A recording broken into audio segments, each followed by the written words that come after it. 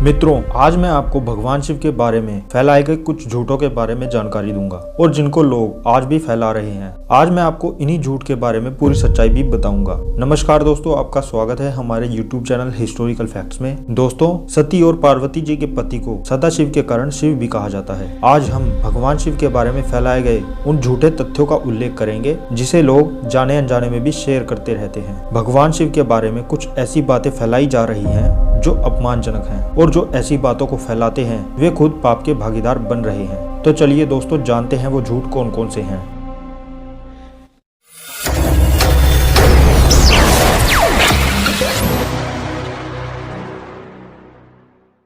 दोस्तों, सबसे पहला झूठ तो यह है कि भगवान शिव भांग और गांजे का नशा करते थे। मित्रों, शिव पुराण या किसी अन्य ग्रंथ में कहीं भी नहीं लिखा है कि महादेव भांग या गांजे का नशा करते थे। और आजकल के बहुत से युवा भगवान शिव के गांजा पीने वाली फोटोज भी शेयर करते हैं। अगर आप भी ऐसा करते हैं तो आप उनका अपमान कर रहे हैं। दोस्तों, आप यह तो जानते ही होंगे कि समुद्र मंथन के समय विष और अमृत के दो कलश निकले थे। उनमें से पहले विष निकला, फिर बाद में अमृत निकला था। अगर यह विष सारी दुनिया में फैल जाता तो कोई जीवित नहीं रहता, इसलिए विष की जिम्मेदारी महादेव शिव को सौंप दी गई। उसके बाद शिव ने उस विष को अपने कंठ में बसा लिया, जिसके बाद उन्हें नीलकंठ भी कहा जाने लगा। इसके लिए कभी कभार उन्हें कंठ में पीड़ा होती थी, जिसके लिए वे कभी कभी चंदन का सेवन करते थे। लेकिन ऐसा कहीं भी वर्णन नहीं है कि भगवान शिव भांग, गांजा या फिर चिलम पीते थे, इसलिए यह केवल एक झूठ है।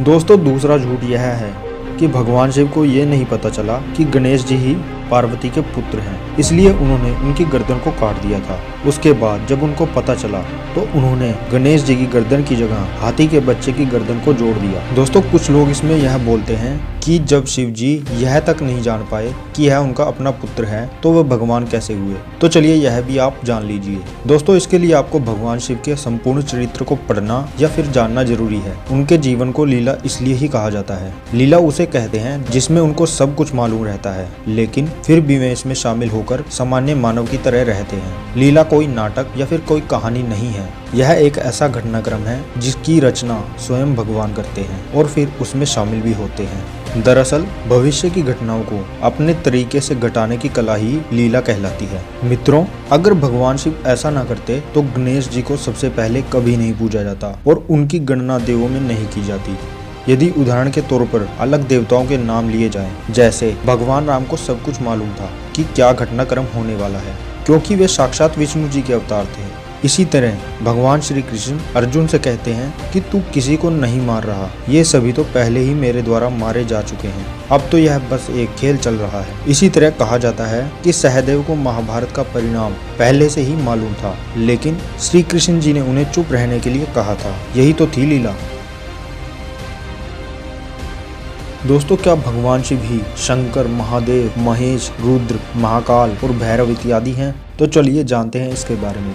सबसे पहले तो यह जान लीजिए कि हिंदू धर्म का संबंध सिर्फ वेदों से है, पुराणों से नहीं, क्योंकि पुराणों में बहुत से बदलाव करने के बाद ही उन्हें सबके सामने पेश किया गया। और ऐसा क्यों किया गया, इसके लिए मैं आपको अलग से एक वीडियो बना दूंगा। मित्रों, त्रिदेव में से एक महेश को ही भगवान शिव या शंकर कहा जाता है। दोस्तों, पुराणों में सभी की कहानियों को विस्तार से बताया गया है और सभी को एक दूसरे से जोड़ने की गलत धारणाएं भी बनाई गई हैं। चलिए इसके बारे में विस्तार से जानते हैं। लोग कहते हैं कि शिव अलग है, शंकर अलग, लेकिन शिव और शंकर एक ही हैं। दोस्तों, शिव ने ही सृष्टि की साधना, पालन और विनय के लिए ब्रह्मा, विष्णु और महेश तीन देवों की रचना की।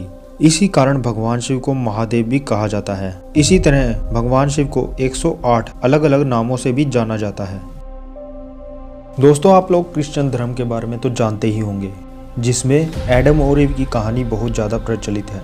मित्रों, बहुत से लोग ये बोलते हैं कि भगवान शिव और पार्वती ही एडम और ईव हैं। मित्रों, भगवान शिव को आदिदेव भी कहा जाता है और आप जानते ही होंगे कि भगवान शिव के दो पुत्र थे, गणेश और कार्तिकेय। कहा जाता है कि एडम और ईव के भी दो पुत्र थे, कैन और हाबिल।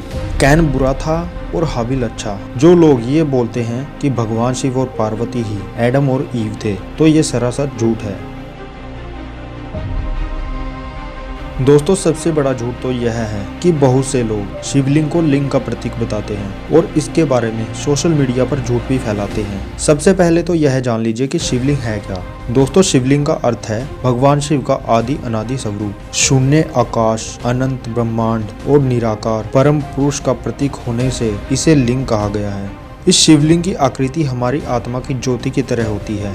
साथ ही आज के वैज्ञानिक यह मानते हैं कि शिवलिंग एक न्यूक्लियर आर्ट रिएक्टर है।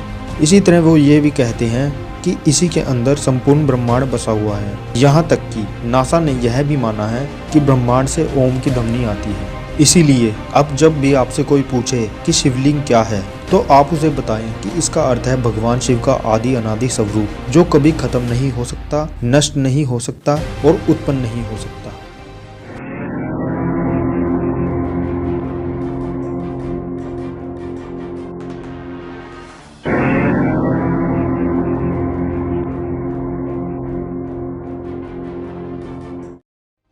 तो दोस्तों आज की वीडियो में बस इतना ही।